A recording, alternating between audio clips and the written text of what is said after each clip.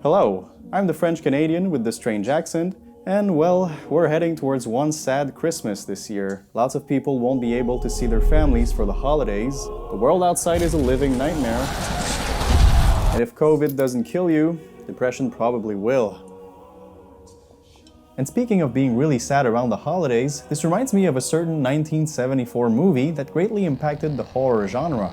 No, not talking about this one, I was actually referring to the original Black Christmas, directed by Bob Clark. So any horror fan that has a little bit of interest surrounding the history of the genre will likely shove down your throat their knowledge of the fact that Black Christmas was in fact the first modern slasher to be made. Of course, before that we had 1960s Psycho from Alfred Hitchcock, which is considered to be more of a proto-slasher, depicting the murder rampage of a fictional serial killer. Later on, in 1978, John Carpenter released his classic, The Second Coming of Christ, the holy grail of slashers, Halloween, the film that spawned countless rip-offs like them Friday the 13th and literally hundreds more. And although Halloween really was the big financial success that propelled the slasher genre into mainstream audience, John Carpenter owes a lot of his inspiration to Bob Clark's masterpiece, since it really did set the mold for the slashers. I mean, it's got most of the ingredients: a serial killer stalking young girls in a sorority house, a decent body count, a final girl finding the corpses of her dead friends before being chased in the house, and there's even the famous POV shot of the killer. But that being said, the slasher genre is usually attributed to dumb, cheesy films that are really watched only for the blood and gore, and of course the big, fat, middle-aged cops running around. What'd you think I was gonna say? And this is where Black Christmas really differs, since it's actually a very complex, layered movie that I think gets better with each viewing. And so I threw together a little list to explore why I feel like Black Christmas is a pretty brilliant movie. Beautiful. Black Christmas really sets itself apart from most slasher films by focusing on the humanity and relatability of its characters. Director Bob Clark spent a lot of his time establishing the authenticity of his characters living in the sorority house. As he said in his commentary track, this is not just about scaring you, it's about people that we relate to and in who we believe. Bitch. Isn't Santa naughty? Ho, ho, ho, fuck. The beautiful thing about these characters is that they all feel real. You never see an actor or an actress delivering lines, but more so just people living their lives like any other people would. And this is of course partly due to the wonderful actresses giving very believable and genuine performances, and you really feel the bond that these girls have, even if their personalities are all very different from one another. I really don't think you should provoke somebody like that, Barb. Oh, listen, this guy's minor league in the city. I get 2 of those a day. But beyond that, I think that the characters feel real because they all have their own problems to overcome, outside of the whole murdering spree. Take Barb for example, played by Margot Kidder, who went on to play Lois Lane in the Superman movies. At first you could think that Barb is a stereotype character. She's the foul-mouthed drunken extrovert with no filter, who keeps drinking and talking about sex. She's a bit reminiscent of the typical bitchy bitch from any other slasher who you're dying to see get killed. But no, Barb's character actually has a lot of humanity. When one of the sorority girls goes missing, Barb gets drunk and starts making jokes saying that she's probably just having sex with her boyfriend all day. But then at one point she starts saying that everyone is obviously blaming her for the disappearance of the girl. You think it's my fault, don't you?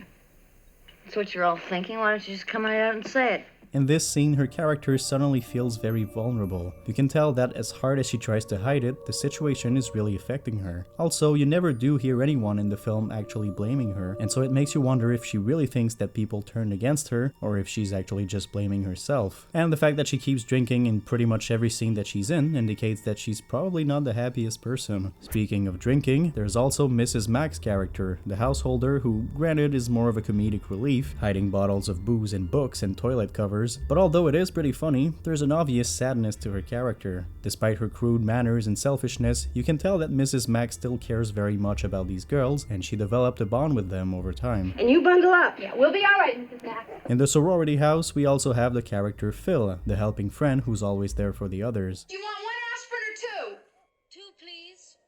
Okay. And she just genuinely feels like a good friend and not like a movie character. It's little touches like this that make these side characters more layered and fleshed out. But of course the most interesting character is our final girl, Jess. Instead of being the pure virgin girl like most final girls, Jess is the complete opposite. She has a boyfriend, Peter, and she's pregnant. But the thing is, she doesn't want to have the baby, and she decided that she wants an abortion.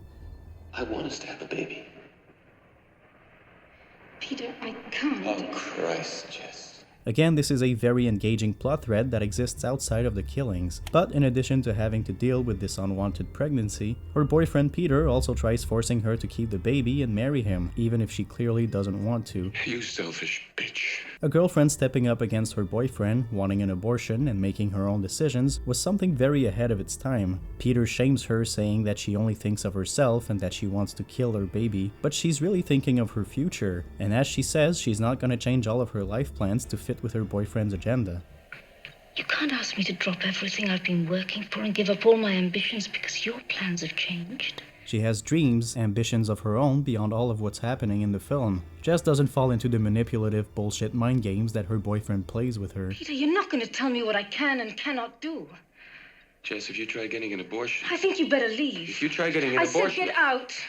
So as you can see, the girls living in the sorority house were all very likable and layered in their own ways. And I didn't even mention all the other wonderful characters that are in this, like Lieutenant Ken Fuller, played by the late John Saxon, who's very meticulous in investigating the murders, but still has a charming sense of humor to him. He was great. There's also Nash, the imbecile cop who doesn't know what a fellatio is, which really cracked me up. Fellatio. It's a new exchange. F-E. Thanks. Don't mention it. And then the poor Mr. Harrison, who's looking for his missing daughter, while the audience knows full well that she was killed right at the beginning of the film. It's tragic. But despite these characters all having horrible situations presented to them, the film manages to have some very funny moments, which sometimes can break the immersion of the film at the expense of a cheap laugh.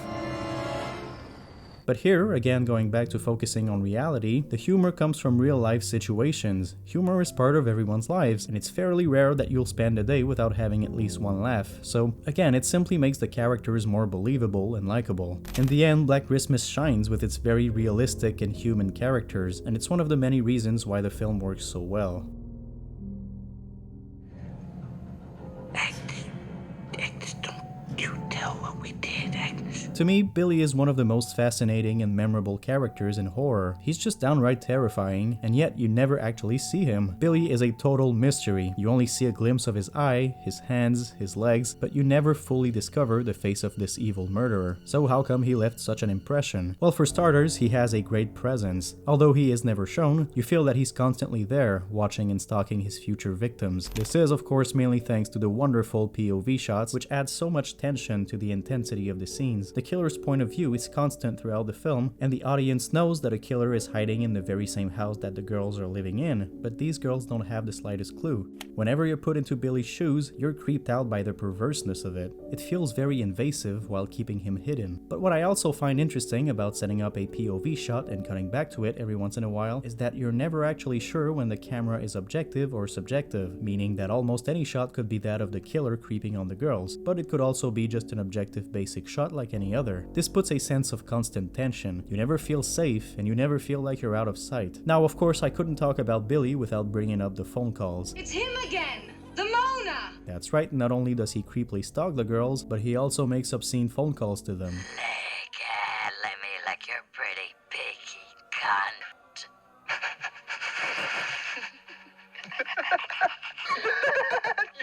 And this is really where Billy shines, where you truly get to see how demented he is, and how scary he can become in the matter of seconds. The killer is not seen physically, and his voice is where the horror comes from. Bob Clark worked extremely hard to get Billy's voice right. Although he's mostly voiced by Nick Mancuso, who does a phenomenal job by the way, there's actually a mix of many different voices, including a woman and Clark's own voice. Where did you put the baby, Betsy? You've got the wrong number. Where did you put Agnes, Billy? Look, I'm telling you, you have the wrong number. What your mother and I must know is... Billy takes these various voices to confusingly recall things that happened to him in the past, constantly referring to a certain Agnes and telling her that she must not tell what they did. And to this day, the sound mixing is just spine-chilling. I know you didn't understand, Billy!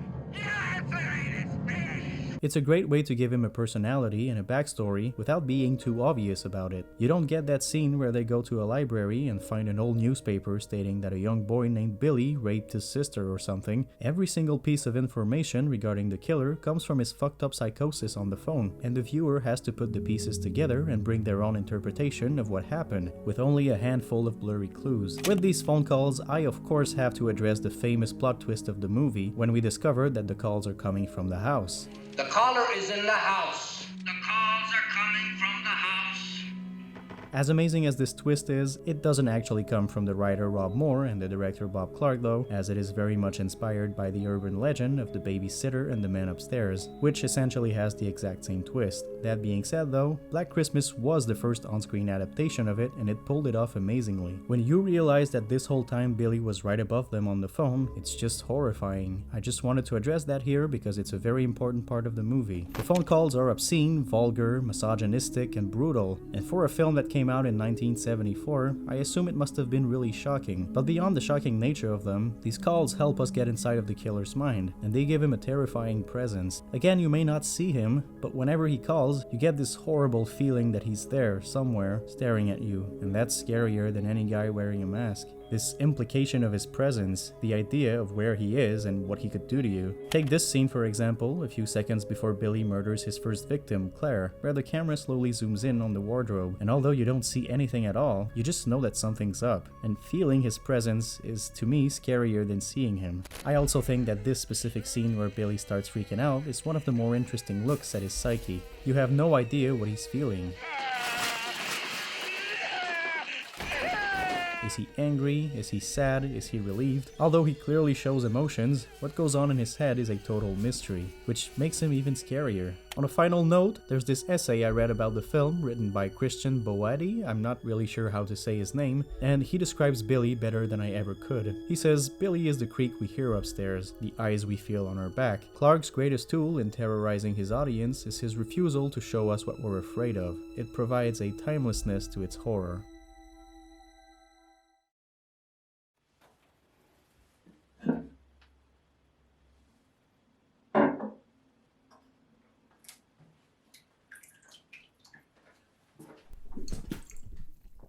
Boy, if I keep drinking like this, it's gonna end up killing me. And speaking of which, there are many kills in Black Christmas, but don't be fooled, they're not going for shock value, but instead for subtlety. Sure, there are some kills like Mrs. Mack and Phil's deaths, which make the movie feel more like a typical slasher, except without any of the gore. But even these, let's say, weaker kills still have an impact on you, as you've grown to know and love these characters before they were taken away. But that being said, I think that there's 4 highlights for the murders here, the first one being Claire's death at the beginning of the film. This could at first look like yet another quick death scene before you move on to something else, but this is what Black Christmas does differently. It keeps showing you Claire's dead body, sitting at the top of the attic with a horrified expression. The fact that they keep cutting to Claire's corpse consistently reminds you that somebody was killed and that there are big consequences to this. It's not about a nice blood splatter and then on to the next body bag. This young girl was murdered, and you're forced to be reminded of how awful that is. This is emphasized with the character of Mr. Harrison, who, like I said, is looking for his missing daughter, and he grows more and more desperate. He doesn't eat anymore, and he's torn apart by his feeling of powerlessness. I feel I should be doing something, but I don't know what. Another prime example of this is when you learn that a 13-year-old girl went missing, and yet again you're put into the parents' shoes.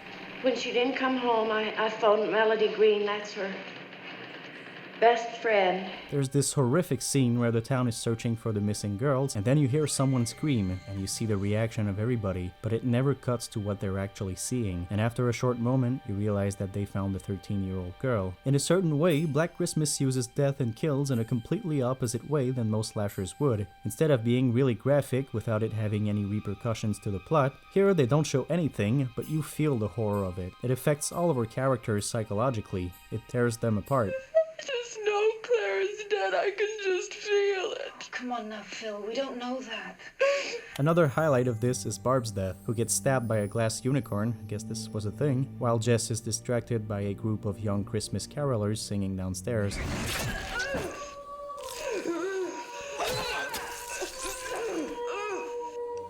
The intercutting between an awful murder and the joyful young carolers singing for Christmas puts this very creepy contrast between the joy and warmth of the holidays and the horrible sorrow that Billy brings to the whole town. This is a recurring theme in the movie. It's not so much about a Christmas-related threat, but about a guy who takes away all the joy of the holidays, and this scene captures that beautifully.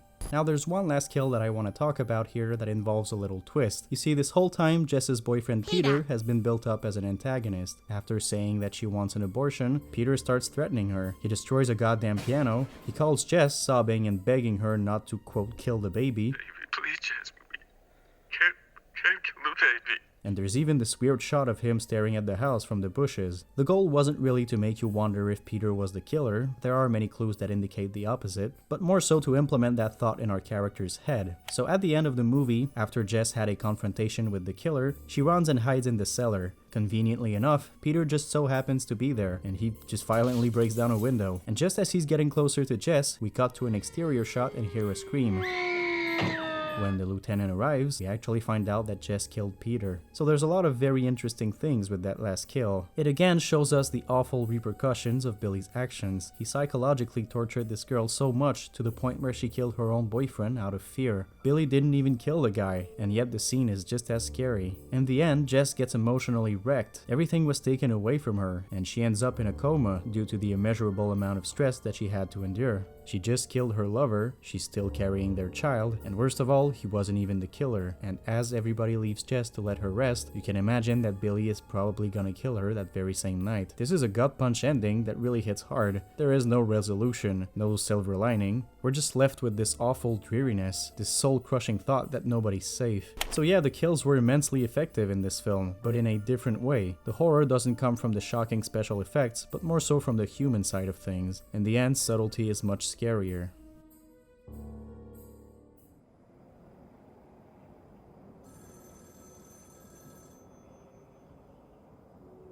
So one of the first things you learn when making a movie is that famous rule, show don't tell, which is pretty self-explanatory. How can you experience the story through visual storytelling rather than a summarization? There's nothing worse than when a movie stops to spoon-feed its audience by barfing up a bunch of exposition to let everybody know exactly what's going on as if you were an idiot. These scenes often stick out like a sore thumb. They take you out of the story and they just feel very lazy. It was like black magic or sorcery or something. So you're telling me you think the DKO boys possessed their pledges in some supernatural hazing ritual? Thankfully, Bob Clark and everybody else involved with the film knew exactly how to apply that rule in order to put an emphasis on the themes and the tension. The opening shot sums it up perfectly. Similar to Barb's death, it shows the warmth of the Christmas joy, but the house is also surrounded in darkness, and there's something oddly creepy about it. We then cut to the POV to immediately establish the threat while keeping the mystery, like I've mentioned before. Going back to Billy, his character has a clear link between the phone and the attic, his lair where he hides his bodies. So what better way to show this link than to pan the camera from Barb's call to the attic and then switching to the killer's subjective point of view. Within the same scene, the cinematographer solidifies the dynamic between the attic, the sorority house, and the phone, as well as the killer and the victims, which are all present within the same single shot. The relationship between Billy and the attic is very much present the whole time, like after he kills Claire, leading the camera to go from him to the attic, as if they were the same entity. There are many visual pairings like this throughout the film, with cuts or pans showing a correlation between two characters or between two themes. For example, there's the relationship between Claire and her dad. Although they obviously never see each other, they're always linked, which just makes things even more depressing. So you see this shot of Claire, and then you cut to her dad waiting for her. And then a little later, there's a rack focus going from the dad leaving the house to Claire's dead body in the attic, again showing you the horror and consequences of her death. It's really heartbreaking. Another great example of show don't tell is when Peter plays his piano piece. He just learned that his girlfriend doesn't want his baby, and just with the music piece and the body language, you very easily understand exactly what he's feeling. You feel his anguish and his rage, and at the end, even his desperation. Those are just some quick examples of how to show the horror and the drama rather than having the characters saying it out loud for you. It was like black magic or sorcery or something. One of the most difficult things to accomplish with this film was to make the dialogue scenes interesting. When you think about it, there's a good portion of the film where people are just talking on the phone, or talking to each other in a house, and this could have just resulted in a bunch of shot reverse shots, but it wouldn't have been very engaging. This is something that Bob Clark and his cinematographer, Reg Morris, worked hard on. They constantly used different creative visual styles to make the scenes more engaging, cutting very minimally and instead having the camera move around the actors in a single shot for a dialogue scene. The use of close-ups was also a great way to make the phone calls feel more intense. I especially like Billy's first phone call, where we get very tight close-ups on the girls' faces as they go from amused to frightened while the call intensifies. Now, I also want to address the atmosphere of the film, and more specifically the production design and the music and sound design. The sorority house is just a perfect location for this film. It works as a realistic, joyful place where girls are having fun, but it also has this creepiness to it whenever somebody walks in the dark corridors alone. Again, there's the contrast between joy and horror. As big and open as the house is, you still feel a constant claustrophobia, like the girls are prisoners of this house, which now belongs to Billy. As many have said before, the house has a character of its own. It's where almost all of the story takes place, and the more it goes, the more you get uncomfortable inside it. And speaking of uncomfortable, I lastly want to address the sound design and the music. As for every other element in the film, Clark wanted the music to be as subtle as possible, to be an atmosphere more than an actual music piece, and composer Carl Zittra really delivered. In Black Christmas, there is very little music. It's almost all about sounds, adding to the realistic, depressing tone of the film. The score is a mix of piano strums and distant moaning voices, and it really fits perfectly with Billy's twisted state of mind. Those creepy, dissonant piano chords really add a lot of discomfort. It's a perfect companion to the tone that Clark was going for, and it stuck with me long after I had watched the film. And with all of those ingredients, the technical aspects of sounds and visuals made Black Christmas a genuinely creepy film, even to this day. And the ending is a simply perfect combination of all these elements. We're simply left with this soul-crushing thought that they haven't found the killer. They haven't found the corpses in the attic. Clara's father still doesn't even know that his daughter has been killed, and that she's standing right above him, and Jess could very well be killed that very same night. With this dreariness slowly sinking in, Billy calls one last time, and the phone keeps getting louder and louder, in a gorgeous shot that echoes the opening of the film, but this time there's only darkness.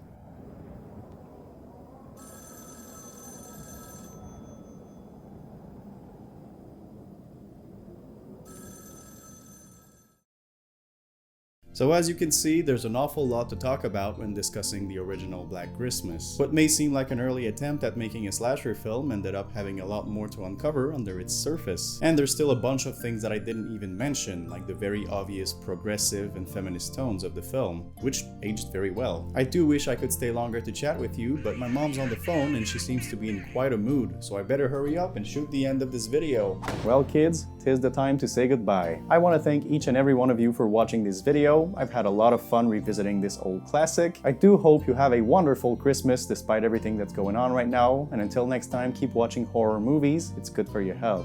Bye bye.